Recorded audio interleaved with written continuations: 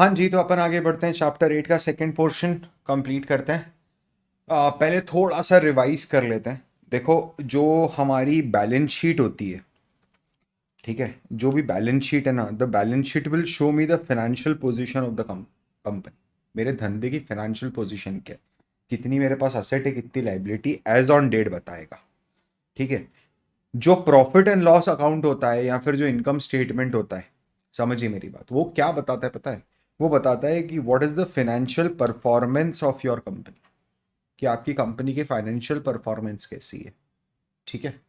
आपकी कंपनी के financial performance कैसी है का मतलब ये है कि आपकी कंपनी ने पूरे साल के दौरान, not as on date, for the year, during the year, पूरे साल के दौरान क्या कमाया और क्या खर्च करा। ठीक है, दैट इज द परफॉर्मेंस, कितना कमाया कितना खर्च करा। ठीक है। अगर मैं आपको एकदम सिंपल भाषा में समझाऊं कि एक इनकम स्टेटमेंट अगर आप देखोगे ब्रॉडली, तो वो कैसा आपको दिखेगा, तो आप ये चीज समझिए। सबसे पहले मेरा आएगा रेवेन्यू। रेवेन्यू मतलब जो भी सेल आपने करी है। ठीक है। इसके अंदर सीधे सीधे रिड्यूस हो जाएगी cost of good sold. Cost of good sold मतलब वो सारे खर्चे जो मेरे माल को बनाने और मेरे माल को बेचने में डायरेक्टली इंक्लूड हुए हैं, वो सारे खर्चे यहां पर आ जाएंगे।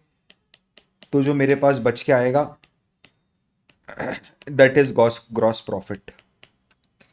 ठीक है। ग्रॉस प्रॉफिट के बाद मैं क्या करूंगा पता है?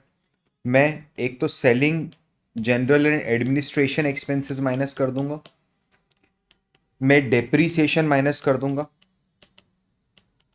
ठीक है। मैं डिप्रिसिएशन के बाद मैं इसमें से इंटरेस्ट कॉस्ट जो मेरी है वो माइनस कर दूंगा, कोई अदर एक्सपेंस है तो वो माइनस कर दूंगा। ठीक है। जो मेरा आएगा वो प्रॉफिट बिफोर टैक्स आएगा। प्रॉफिट बिफोर टैक्स यानी टैक्स देने के पहले का पैसा।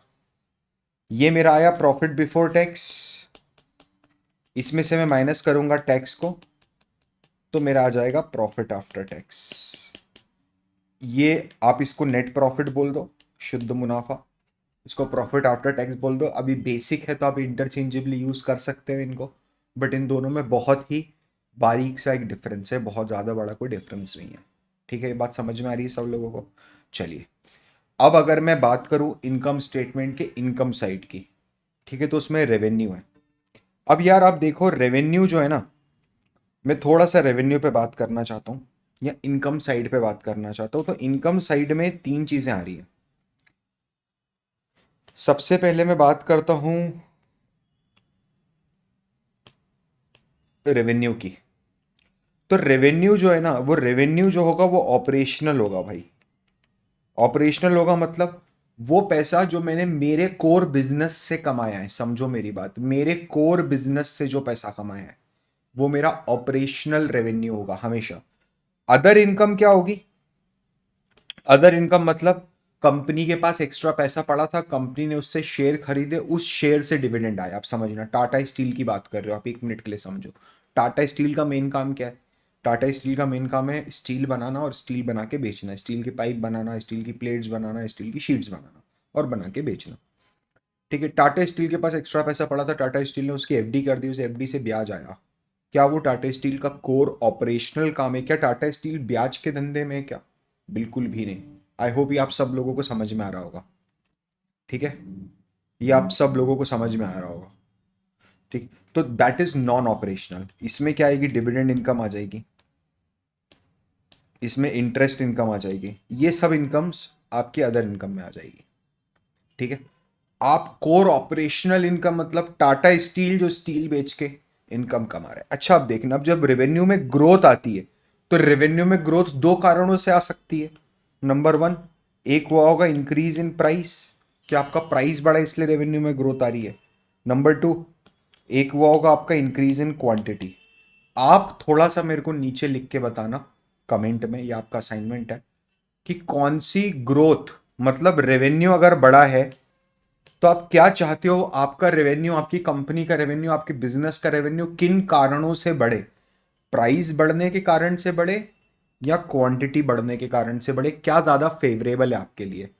कि आपने प्राइस बढ़ा दिया इसलिए आपका टोटल कलेक्शन अमाउंट बढ़ा है, या आपने ज्यादा माल बेचा इसलिए आपका कलेक्शन अमाउंट बढ़ा है? ये मेरे को थोड़ा सा लॉजिक के साथ नीचे सिर्फ एक वर्ड मत लिख देना कि प्राइस या क्वांटिटी, इधर sir price sir quantity. Give me थोड़ा सा अपना इंडिपेंडेंट थिंकिंग डालो तो सही। दैट वाई, अगर प्राइस है तो why you think that price बढ़ेगा आपके लिए तो बेहतर है। अगर आप बोल रहे हो कि नहीं मैंने ज्यादा माल बेचा है उससे मेरे को ज्यादा बेनिफिट हो रहा है, तो समझाओ मुझे कि क्यों और प्राइस से क्यों नहीं। ठीक है, नीचे लिखो जल्दी से। तो ये जो है ना, ये आपका कोर ऑपरेशन से हुआ रेवेन्यू है। ये आपका कोर ऑपरेशन से हुआ रेवेन्यू है। ठीक है, अगर मैं और आगे बढ़ता हूं, कॉस्ट ऑफ अब एक्सपेंस के अंदर क्या क्या खर्चे आ सकते हैं जरा बताना। एक्सपेंस के अंदर कॉस्ट ऑफ रॉ मटेरियल आएगा क्या, जो कच्चा माल आप लेके आए, उसको आपने जो बनाया प्रोडक्शन करा उसकी कीमत आएगी क्या, उसकी कॉस्ट आएगी क्या? आपने जो लेबर्स को सैलरी दे दी, वो माल जो बना रहे हैं उन लेबर्स को आपने सैलरी दी, उसकी कॉस्ट आएगी क्या? बिल्कुल आएगी। आपने जो फैक्ट्री है आपकी जहां पर आपका माल बन रहा है, उस फैक्ट्री का आपने रेंट दिया तो रेंट की कॉस्ट आएगी क्या? बिल्कुल आएगी। जो मशीन पे आपका काम हो रहा है वो मशीन डिप्रीशिएट हो रही है तो उसका डिप्रीसिएशन आएगा क्या इस पॉइंट ऑफ टाइम पर? बिल्कुल आएगा। इन सारे खर्चों को, क्या आप देख रहे हो, ये सारे के सारे खर्चे मेरे कोर ऑपरेशन से जुड़े हुए खर्चे हैं, है ना, मेरी मेन कोर एक्टिविटी को परफॉर्म कर रहे हैं खर्चे। तो ये सारे के सारे खर्चे मेरे ऑपरेशनल एक्सपेंस है। समझ रहे हो आप, मेरे ऑपरेशनल एक्सपेंस है। अगर मैं सेल्स में से ये सारे के सारे खर्चे माइनस कर दूं तो जो फिगर निकल के आता है वो मेरा ऑपरेटिंग प्रॉफिट होता है। और अगर आप देखोगे, जो लोग समझ पा रहे हैं वो समझ जाएंगे, ये सारे खर्चे अगर आप सेल में से माइनस करोगे ना तो आपका एक फिगर निकल के आएगा, उसको मैंने अभी बोला ऑपरेटिंग प्रॉफिट है। That operating profit is nothing but EBIT, earning before interest tax, interest and tax. That is called as operating profit. क्योंकि अब इसके बाद दो बड़े खर्चे निकलेंगे बस और आपका नेट प्रॉफिट आ जाएगा। क्या दो बड़े खर्चे निकलेंगे? एक नंबर वन इंटरेस्ट एक्सपेंस जो आपकी फाइनेंस कॉस्ट है, नंबर टू आपका टैक्स। ठीक है, ये exceptional item non recurring recurring item है, ये तो अपन ने बोले ही है कि ये तो है ही एक्सेप्शनल इन नेचर। तो जिस साल आएगा उस साल डील करेंगे। सर ये किस तरह के खर्चे हो सकते हैं एक बार मेरे को बता दो, एक्सेप्शनल आइटम और नॉन रेकरिंग आइटम किस तरह का हो सकता है? जैसे आप देखोगे तो इस साल मान लो आपका कोई पुराना केस कोर्ट केस पेंडिंग था इनकम टैक्स का, इनकम टैक्स ने आपसे टैक्स तो वसूल लिया, साथ में आप पे 50 करोड़ की पेनल्टी लगा दी। तो कोई भी लीगल पेनल्टी, क्या आपके साथ हर साल 50 करोड़ की लीगल पेनल्टी लगती है? बिल्कुल भी नहीं, ये पेनल्टी है, लाइसेंस फीस नहीं है जो हर साल लगेगा। ठीक है, तो ये एक्सेप्शनल इन नेचर है। आग लग गई फैक्ट्री में, उससे रिलेटेड कोई खर्चा हो गया, रेनोवेशन एक्सपेंस हो गया फैक्ट्री का। ठीक है, that is non recurring in nature. कोई कंपनी को कोई क्लेम ब्लेम देना पड़ गया, that is non recurring in nature. फिर कंपनी देती है टैक्स और नेट प्रॉफिट। आई होप ये समझ में आ रहा होगा। देखो ये सेल्स में से अगर आप ये सारे खर्चे रिड्यूस कर दोगे तो जो आपके पास आएगा वो आएगा इबिट। फिर इबिट में से आप इंटरेस्ट माइनस करोगे, टैक्स माइनस करोगे तो आपका नेट प्रॉफिट आ जाएगा। इसीलिए इबिट को ऑपरेटिंग प्रॉफिट बोला जाता है। इबिट को ऑपरेटिंग प्रॉफिट बोला जाता है और एबिटडा को नॉन कैश ऑपरेटिंग प्रॉफिट बोला जाता है, सॉरी कैश ऑपरेटिंग प्रॉफिट बोला जाता है। क्यों कैश ऑपरेटिंग प्रॉफिट बोला जाता है? क्योंकि उसके अंदर डेप्रीसिएशन भी इंक्लूड नहीं होता, क्योंकि डेप्रीसिएशन तो नॉन कैश एक्सपेंस है ना, depreciation is a non cash expense right, तो ये भी इंक्लूड नहीं है। आई होप ये समझ में आ रहा होगा आप सब लोगों को। ठीक है, अब इधर ध्यान दीजिए। ग्रॉस प्रॉफिट बोले तो, ग्रॉस प्रॉफिट बोले तो सिंपल सी बात है, sales minus cost of good sold, तो ये ग्रॉस प्रॉफिट हो गया।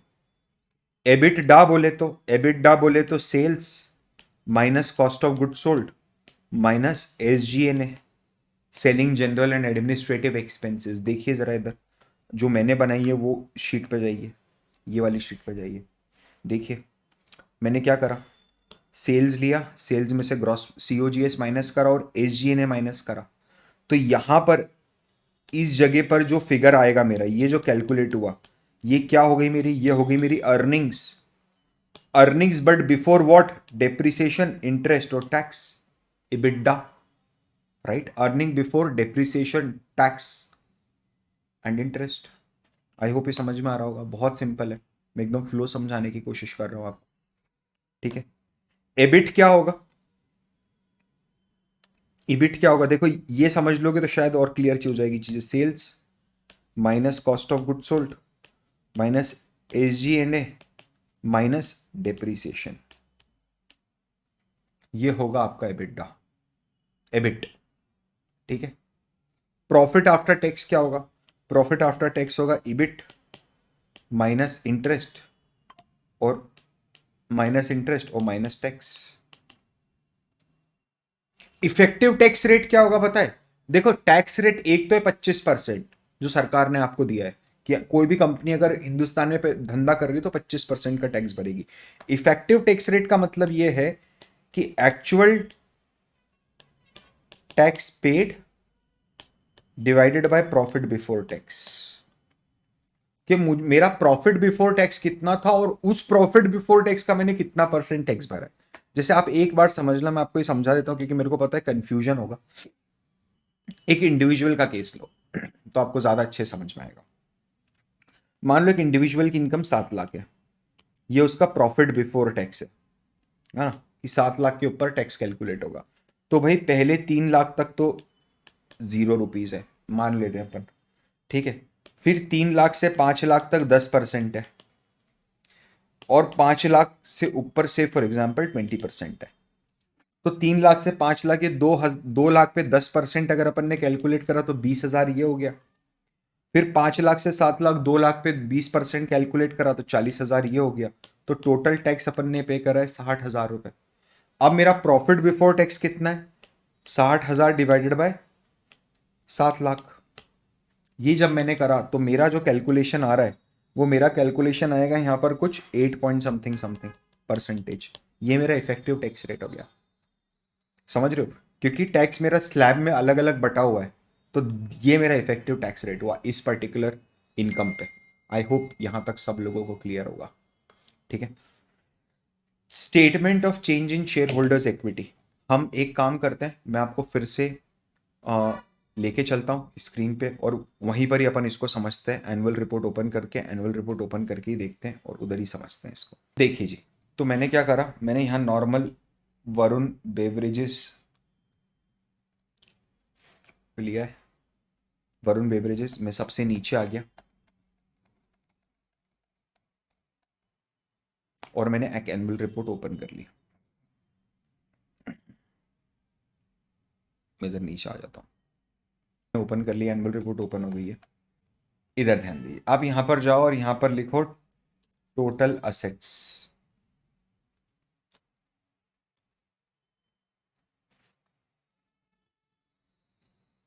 कंसोलिडेटेड बैलेंस शीट आ गई आपकी ये वाली। इसमें नीचे जाओ आप, कंसोलिडेटेड स्टेटमेंट ऑफ P&L आ गया, ये सेकंड चीज हो गई। कैश फ्लो स्टेटमेंट आ गया, ठीक है, ये रहा। Consolidated statement of changes in equity.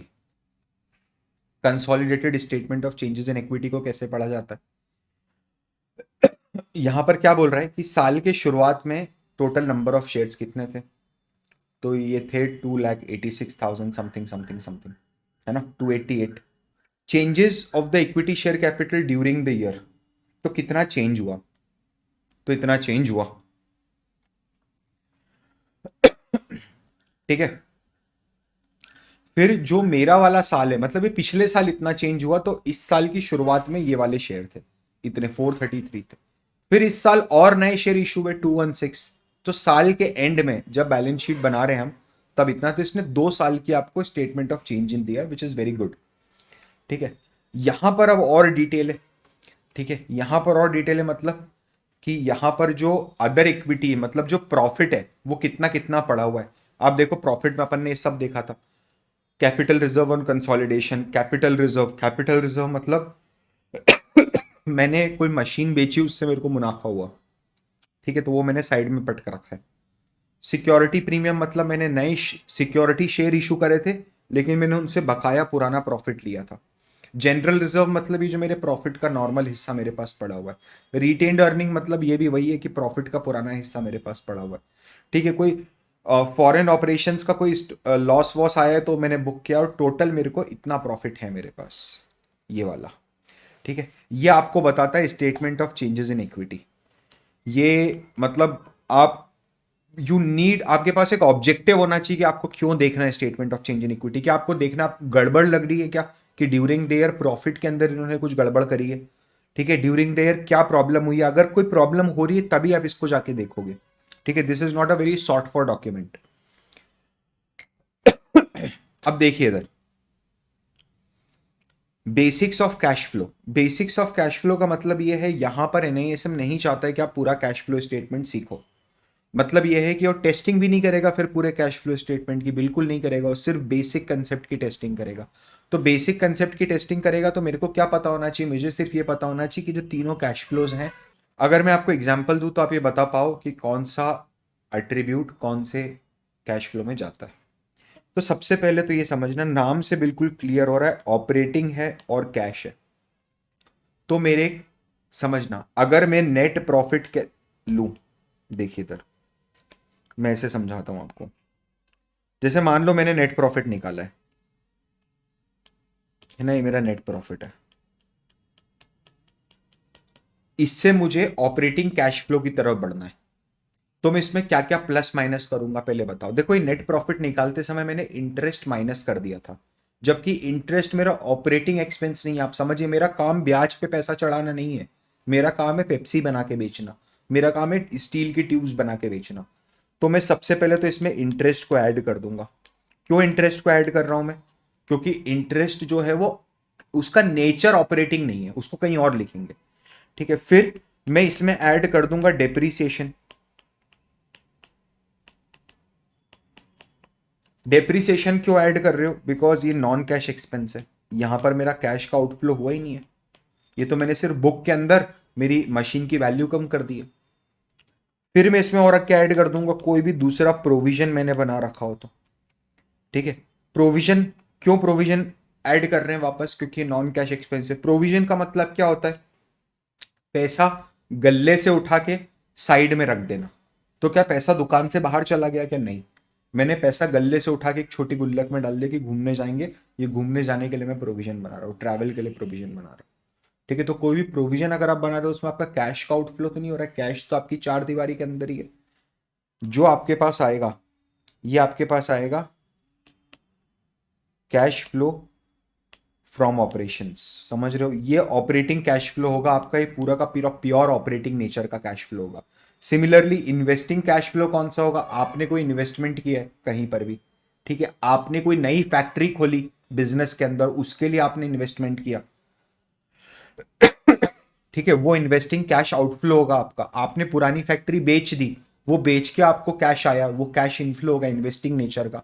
Financing cash flow कौन सा होगा, आपने लोन लिया, आपने लोन का रीपेमेंट किया, आपने इंटरेस्ट पे किया, आपने इक्विटी शेयर रेस करे, मार्केट में आईपीओ लेके आए, एफपीओ लेके आए, आपने बायबैक करा तो वो इनफ्लो हो जाएगा, आप इक्विटी वो आउटफ्लो हो जाएगा, आपने इक्विटी रेस करी तो वो इनफ्लो हो जाएगा, ठीक है। बेसिक है ये, फर्स्ट वर्ड कैश फ्लो और first word cash flow, first word cash flow पकड़ के चलो। इन ऑपरेटिंग, इन्वेस्टिंग और फाइनेंसिंग, इनके बीच में आपको क्लैरिटी होना चाहिए। ऑपरेटिंग मतलब धंधे से जुड़ा सब कुछ, इन्वेस्टिंग मतलब जो मैं इन्वेस्ट कर रहा हूं, मैंने किसी को अगर लोन दिया है, समझना, मैंने अगर किसी को लोन दिया है तो वो मेरा इन्वेस्टिंग कैश आउटफ्लो होगा। मैंने अगर किसी से लोन लिया है तो मैंने फाइनेंसिंग लिए ना, तो मेरा फाइनेंसिंग कैश इनफ्लो होगा। आपको ये चीज समझनी पड़ेगी, लोन अगर दिया है तो इन्वेस्टिंग कैश आउटफ्लो होगा, लोन अगर लिया है तो फाइनेंसिंग कैश इनफ्लो होगा। दिया हुआ लोन अगर वापस आ रहा है तो इन्वेस्टिंग कैश इनफ्लो होगा, लिया हुआ लोन अगर हम रीपे कर रहे हैं इंटरेस्ट के साथ तो फाइनेंसिंग कैश आउटफ्लो होगा, ठीक है। इतना छोटा सा सिंपल सा लॉजिक है। डेप्रीसिएशन कहीं भी नहीं आएगा कैश फ्लो में, कारण क्या है, डेप्रीसिएशन नॉन कैश एक्सपेंडिचर है। डिविडेंड का पेमेंट करा है तो सब सिंपल, जैसे इंटरेस्ट का पेमेंट करा तो फाइनेंसिंग कैश आउटफ्लो है, डिविडेंड का पेमेंट करा वो भी फाइनेंसिंग कैश आउटफ्लो है, सिंपल सा लॉजिक है, ठीक है। इसमें तो कुछ कंफ्यूजन वाली बात ही नहीं होना चाहिए आपकी। नोट्स टू अकाउंट्स क्या होता है, नोट्स टू अकाउंट्स का मतलब ये होता है, देखिए हम और नीचे उतरे, ये देखिए summary of significant accounting policies and other explanatory information. यहां पर आप जाओगे ना तो यहां पर ये नोट्स, ये नोट्स टू अकाउंट्स है पूरा। नोट्स टू अकाउंट्स का क्या मतलब है, आपको याद है हमने जब रेवेन्यू पढ़ा था तो मैंने देखा था 4 वहां पर 4 लिखा हुआ है कि आप फोर्थ वाले नोट पे जाके पढ़ो तो आपको पूरा कच्चा चिट्ठा दिख जाएगा रेवेन्यू का या इक्विटी का, कि कौन सी क्या इक्विटी क्या नहीं इक्विटी है। ठीक है, तो आप ये देखिए कि रेवेन्यू में मेरी अकाउंटिंग पॉलिसीज लिखी होती है कि भाई मैंने कौन सी अकाउंटिंग पॉलिसी अडॉप्ट करी है।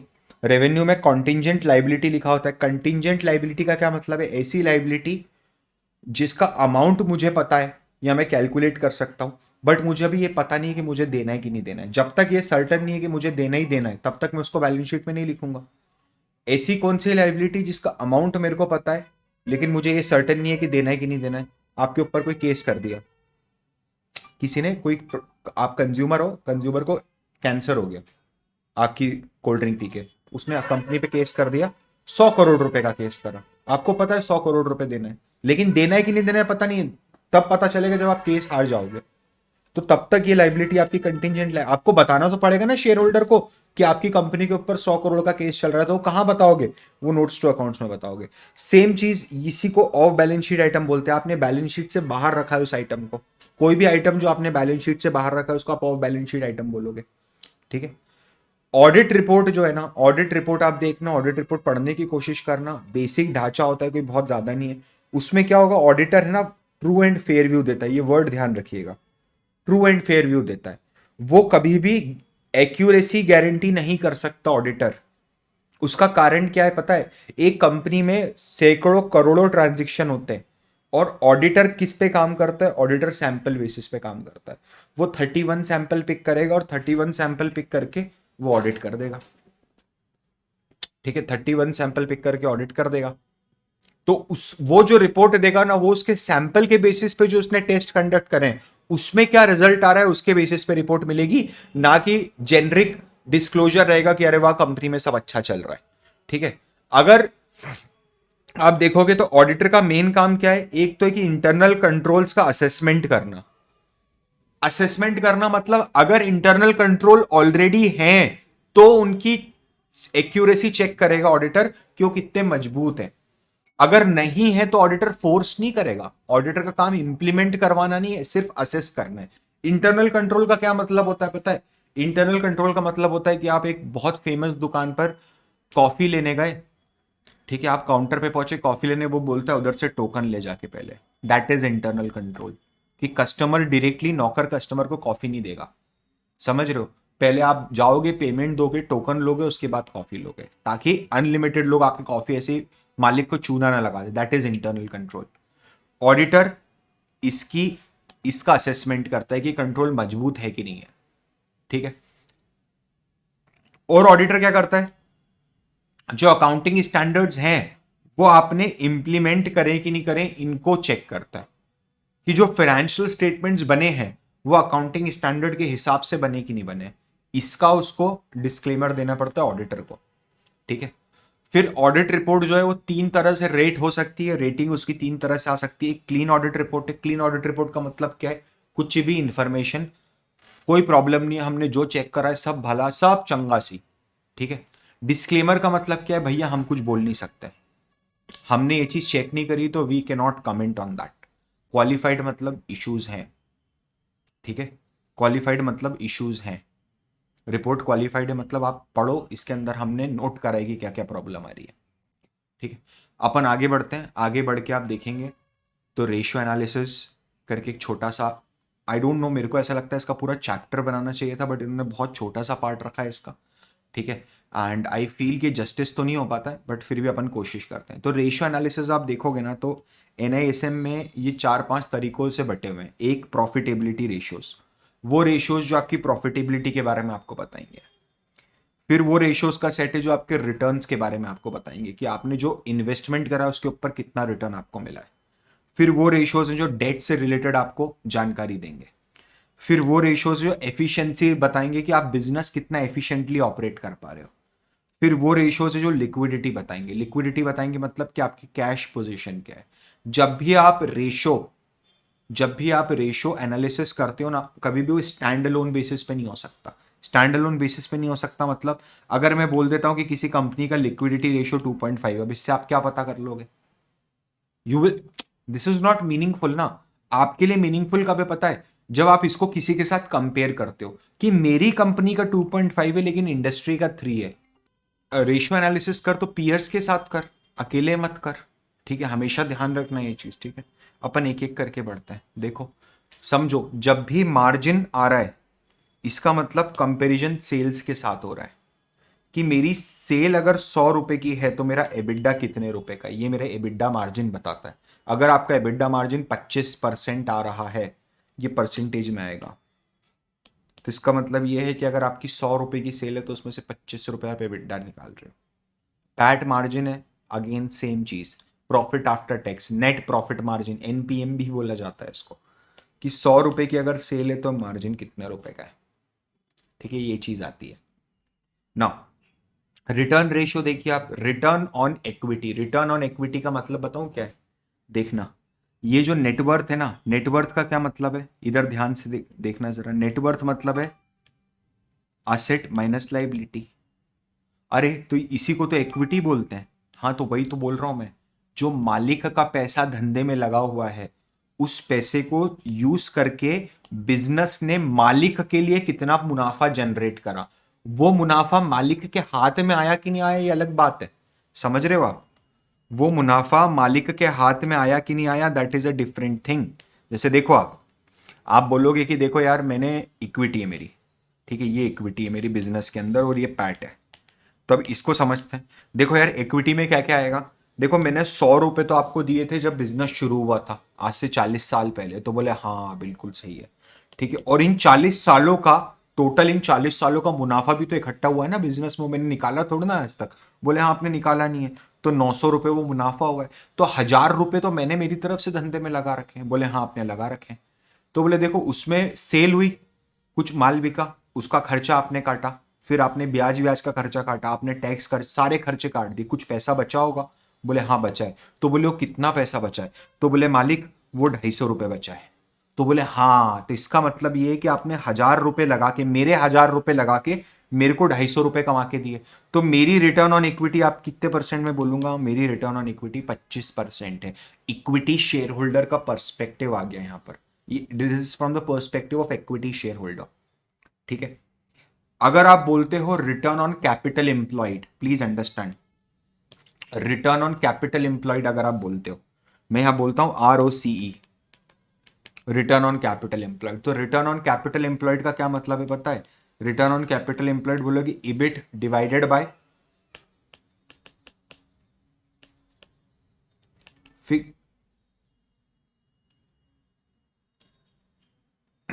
Fixed assets plus working capital. क्या ये कैपिटल एम्प्लॉयड होता है, क्या और क्या होगा, आपने धंधे में कितना पैसा लगा रखा है, समझ रहे हो, दैट इज कैपिटल एम्प्लॉयड। कि आपने कैपिटल कितनी इंप्लॉय करी हुई है बिजनेस के अंदर, उसको कैपिटल एम्प्लॉयड बोलते हैं ना।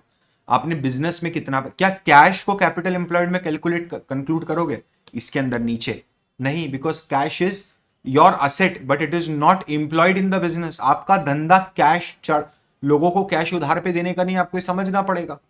तो ये जो है इसकी फंडिंग या तो इक्विटी से होगी या डेट से होगी, और दोनों से भी हो सकती है। तो जब दोनों से हो सकती है तो मैंने ईबिट रखा है। ईबिट क्यों रखा है, क्योंकि डेट वाला बोलेगा ना, मेरे को ये देखना है कि मैंने इक्विटी लिया, इक्विटी से पैसा उठाया, मैंने डेट से पैसा उठाया, मैंने धंधे में डाला, मैं मैनेजमेंट टू बिजनेस का, ठीक है, मैं इक्विटी शेयर होल्डर नहीं हुआ, मैनेजमेंट टू बिजनेस का। मैनेजमेंट ने देखा कि मैंने इक्विटी से पैसा लिया, मैंने डेट से पैसा लिया, मैंने बिजनेस में डाला, ठीक है, मैंने बिजनेस में डाला, बिजनेस ने मेरे को कितना मुनाफा कमा के दिया। बिजनेस ने पहले सेल करी, ठीक है, माल बेचने का खर्चा बाहर निकालो, ठीक है, कॉस्ट ऑफ अपना ग्रॉस प्रॉफिट आया, इसमें से सेलिंग एक्सपेंस वगैरह बाहर निकाल दो, निकाल दिए, डिप्रिसिएशन निकाल दो, निकाल दिए। अब रुको, अब क्या है, इबिट आया। इंटरेस्ट निकालना है कि नहीं, इंटरेस्ट अभी नहीं निकालना है। क्यों नहीं निकालना है, क्योंकि डेट वालों का भी तो पैसा लगा हुआ है ना, तो मैं इंटरेस्ट क्यों निकालूंगा, समझ रहे हो आप। तो इबिट अगर मेरा 35 है और मेरा कैपिटल एम्प्लॉयड 100 है, तो मेरा ROC कितना आ गया, 35% आ गया। इसको अगर आपको और डिटेल में समझना है ना, मेरी बात समझना, प्लीज अंडरस्टैंड दिस, मैंने इसको बहुत डिटेल में समझाया है। आप अपने यूट्यूब चैनल पे जाओ, अपने मतलब the valuation school YouTube channel पे जाओ एंड वहां सर्च करो due point analysis. Due point analysis पे सर्च करो, ड्यू पॉइंट एनालिसिस में सर्च करोगे ना, तो आपको एक तो वो बहुत अच्छे समझ में आएगा, प्लस आपको सारे के सारे एफिशिएंसी रेशियोज जो है ना, ये सारे के सारे आपके वहां बहुत बेहतरीन तरीके से कवर हो जाएंगे, आपको मजा आ जाएगा ये वाले सारे रेशियोज कवर करके। ये देखो, ये ड्यू पॉइंट एनालिसिस है पूरा का पूरा। ये छोटी सी इक्वेशन लग रही है, बट बिलीव मी बच्चे इसमें बहुत सुंदर काम कर रहे हैं। आप अगर किसी भी कंपनी का थरोली ड्यू पॉइंट एनालिसिस करके उसकी रिपोर्ट बनाना चाहते हो, तो मैं एक काम करूंगा, मैं ड्यू पॉइंट एनालिसिस के 2 वीडियोस हो, दोनों की लिंक नीचे डिस्क्रिप्शन में दे दूंगा, तो आप वहां पर ये वीडियो कंप्लीट होने के बाद देख लेना। फटाफट मेरे को इसको जो बचा हुए वो कंप्लीट करने दो, ठीक है। लिवरेज रेशो का क्या मतलब है? लिवरेज रेशो का सिंपल सा मतलब है कि 1 रुपया अगर मैंने मेरी जेब से लगाया है, इक्विटी वालों ने अगर 1 रुपया लगाया है, तो डेट वालों ने कितना पैसा लगाया? अगर डेट से 2 रुपया ले रखा है आपने, तो आपने अपनी जेब से 1 लगाया, बाजार से आप 2 लेके आए हो। इंटरेस्ट कवरेज रेशो का क्या मतलब है पता है? मेरे 1 साल का इंटरेस्ट का खर्चा जो है, ठीक है, उससे कितना गुना ज्यादा प्रॉफिट मैं कमा लेता हूं। तो अगर किसी कंपनी का इंटरेस्ट कवरेज रेशो 25 आ रहा है, इसका मतलब यह है कि उसके 1 साल के इबिट से, 1 साल के प्रॉफिट से कंपनी आने वाले 25 सालों तक इंटरेस्ट भर सकती है। कंपनी के पास अच्छा इंटरेस्ट कवरेज है। आप अडानी, आपका ये काम है असाइनमेंट नंबर 3, आप एक काम करिएगा, आप अडानी इंटरप्राइजेस, ठीक है, और नेस्ले, ठीक है, इन दोनों के इंटरेस्ट कवरेज रेशियो को स्टडी करो, ठीक है, तो आपको समझ में आएगा इंटरेस्ट कवरेज रेशियो कितना अलग है इनका, ठीक है ना। लिक्विडिटी रेशियो मतलब, लिक्विडिटी रेशियो मतलब कि अगर मैं current asset divided by current liability करता हूं, कि मेरे को अगर अगले 1 साल में 1 रुपया चुकाना है, तो उसके अगेंस्ट मेरे को कितना रुपया मिल जाएगा। यानी अगर मेरे को अगले 1 साल में 200 रुपया मिलने वाला है, समझना, और मुझे अगले साल में चुकाना सिर्फ 100 रुपया ही है, मेरी करंट लाइबिलिटी सिर्फ 100 रुपया है, तो मेरा करंट रेशो कितना हुआ? 2 का हुआ। ये तो बहुत कंफर्टेबल करंट रेशो है। करंट रेशो में क्या होता है? करंट असेट जो होती है उसमें आप क्या क्या लिखते हो? डेटर लिखते हो, ठीक है, कैश लिखते हो, इन्वेंट्री लिखते हो, ठीक है, ये सब चीजें लिखते हो। अब समझना आप, इसमें ये बोलता है कि भाई जो इन्वेंट्री है ना, उसको बेचना सबसे डिफिकल्ट है, वो तुरंत नहीं बिक पाएगी। जो कैश है वो तो कैश है, वो तो तुरंत क्विक क्विक कन्वर्ट हो जाएगा। जो डेटर है ना, जिनसे आपको लेना बन रहा है, जिनसे पैसा लेना है, वो भी तुरंत आपको कैश में कन्वर्ट हो जाएगा। आप किसी बैंक में जाओ, वहां जाके डेटर की डिस्काउंटिंग करा सकते हो। आप जाके बोलो कि मेरा दोस्त राजू है, मेरे को 100 रुपए नहीं दे रहा है, आप उसकी उसकी जगह मेरे को दे दो, आपको नहीं देंगे, करोड़ों रुपए का ट्रांजेक्शन होना चाहिए। इसको एसिड टेस्ट रेशियो भी बोलते हैं, नाम याद रखिएगा। इसको एसिड टेस्ट रेशियो भी बोलते हैं, नाम याद रखिएगा, ठीक है। आप प्लीज समझिए, ये चैप्टर बहुत ज्यादा इंपॉर्टेंट है, इस चैप्टर को अच्छे से पढ़ना, बहुत बड़ा इसका कवरेज आता है एनआईएसएम में। प्लीज आप नोटबुक को, अपनी वर्कबुक को 2 बार पढ़िएगा, इसके नोट्स में नीचे दे रहा हूं उसको पढ़िएगा। ये सारे रेशियोज और ड्यू पॉइंट एनालिसिस के लिए एक छोटा सा वीडियो है, वो मैं नीचे डालूंगा, और उसके बाद एक और दूसरा वीडियो जिसमें एक्सेल पे लाइव मैंने निकाल के करना बताया है, कुछ 1.5 आवर का वीडियो है वो, तो वो भी अच्छे से देखना। अगर आपको अभी तक मेरा काम बहुत अच्छा लगा है एंड यू वांट टू से थैंक यू, तो कमेंट बॉक्स पूरा खुला हुआ है, जाके भर दो कमेंट बॉक्स को इस बार। और मेरे लिए, अगर आप यहां तक बैठ के देख रहे हो ना, 34th मिनट तक, मेरे लिए 33rd मिनट तक अगर आप बैठ के देख रहे हो, तो प्लीज एक लाइक जरूर करना, बाढ़ लेके आ जाओ लाइक की। This is Parth Verma signing off, bye bye.